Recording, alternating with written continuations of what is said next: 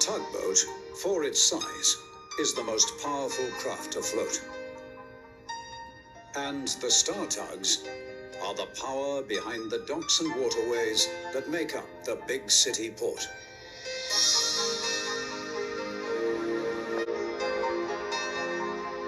This is TUGS.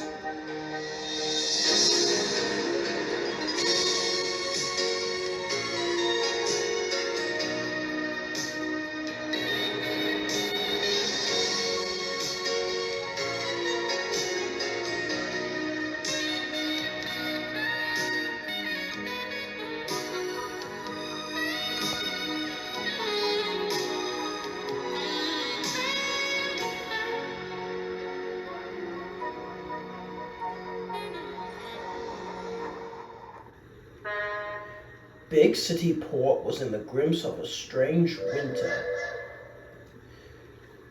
Water that was calm one moment whipped up into violent waves the next, and razor-sharp winds threw snow all around. The tugs had to weather it. After all, the work would do itself. One great evening, Zack found himself floating out by the estuary. Captain Zero's Z-stacks were busy in the port, but Soren had ordered him to the harbor mouth in case any ships needed a tow.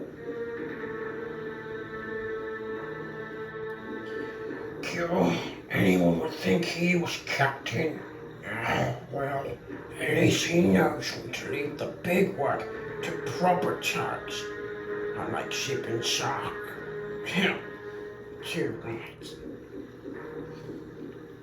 As he scanned the water, there were no ships laying on the horizon. Sounded his whistle, but only the wind gave his answer. If only there was work out here, then maybe Captain Zero would... What's that? Zack was ready to give up the ghost when, seemingly out of nowhere, the silhouette of a strange-looking ship appeared. Strange? Probably didn't see it in the dark. Oh well, Captain Zero will probably afford it for salvage. Zack steamed towards the ship. Strangely, the further out he sailed, the quieter the wind became, as if being silenced. He of course ignored it. He only wanted to get his job over with and claim salvage, of course.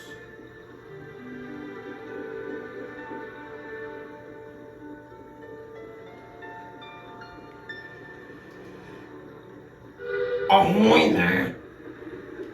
Looking to get into... He stopped short as the ship's details came into view. It was a tramp steamer, of course, like Izzy, and an old one, that is. Its hull was dented and scratched. Groaning as it bobbed in the water, ice clung into its rusty railings, and its face was tinged blue. Rough journey then? Please, help me. As a typical Z-stack would behave, Zack showed no concern. He had a slimy idea of flying into a stack. Don't be cheap. Big thing like you, only one of me. Not to mention all that damage on you. Gonna cost a pretty penny. Captain Zero, will you be pleased? Help me. What's with all the cowardice? Well, I'll take that as a yes. Right then, let's get this over with. Right, ropes attached. You're in good hands, lad. With a hoot, Zack started off, just as the tow line went taut. A huge gust whipped up around him and the tramper. Snow blew from every direction, stinging his face and blanketing the world around him. What on earth? What's going on? I can't afford this. In seconds felt like years, the storm ceased. Zack cautiously opened an eye. The sea was calm as before, as if there had been no storm at all. The sooner this winter is over, the better. You alright over there? There was no reply. I said if you... Then he looked back to find the tramper gone. What?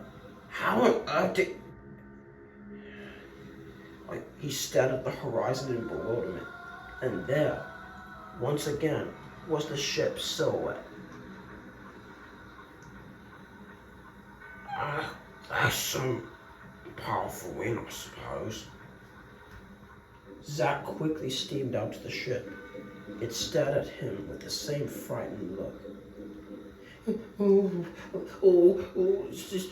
It's so scary on here. You kill. Don't blame you. I don't fancy taking a ride like that myself. Alright, let's get you in properly this time.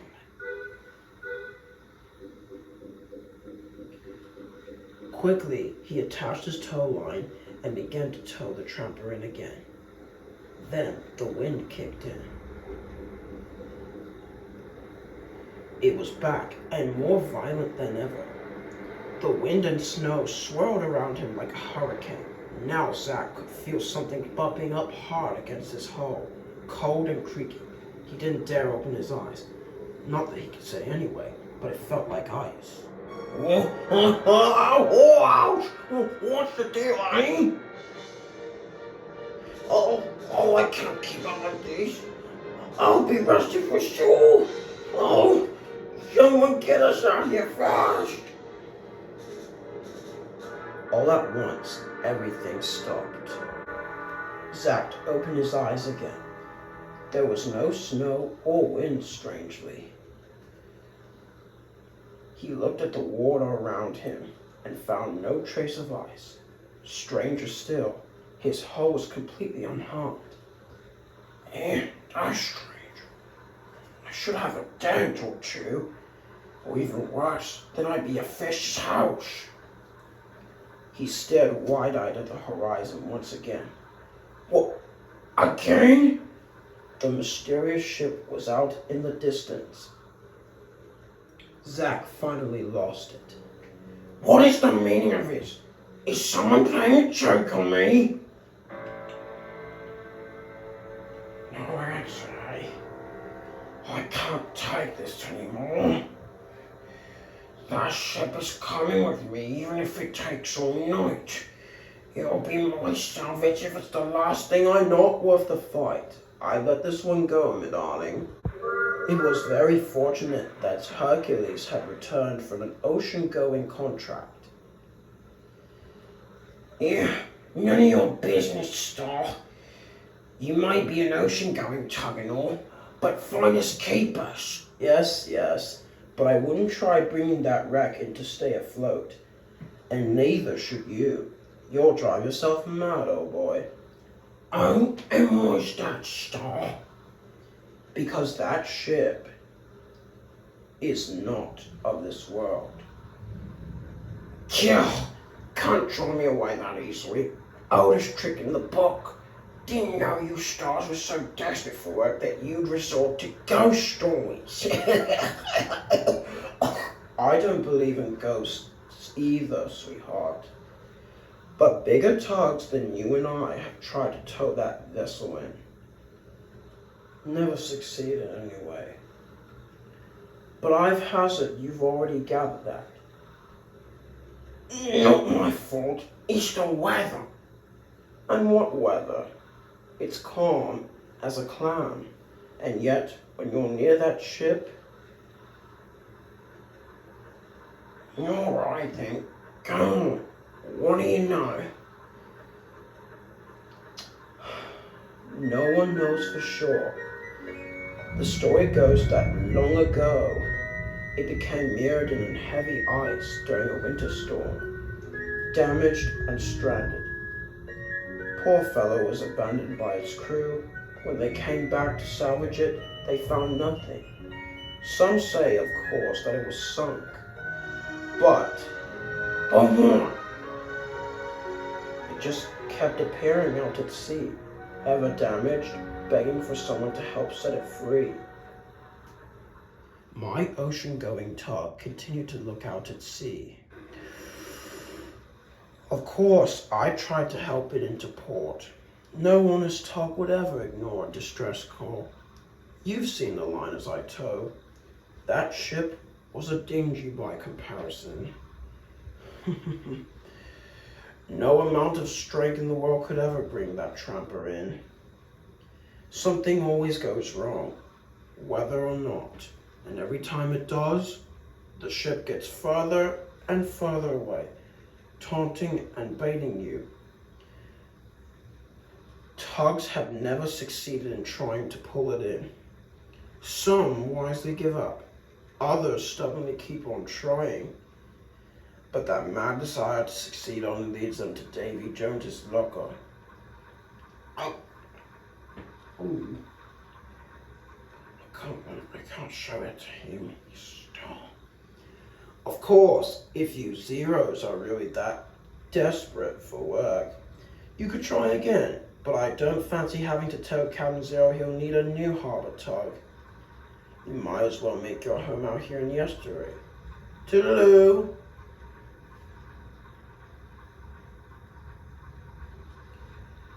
Toodaloo, Zach, old boy.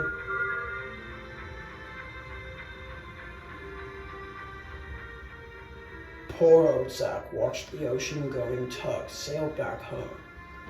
Then he looked back at the tramper. It sat, motionless and helpless, the rising moon a backdrop to its eerie silhouette. To Zach, the sounds of ice hitting steel echoed in the distance. Worst of all, the wind seemed to carry faint cries for help.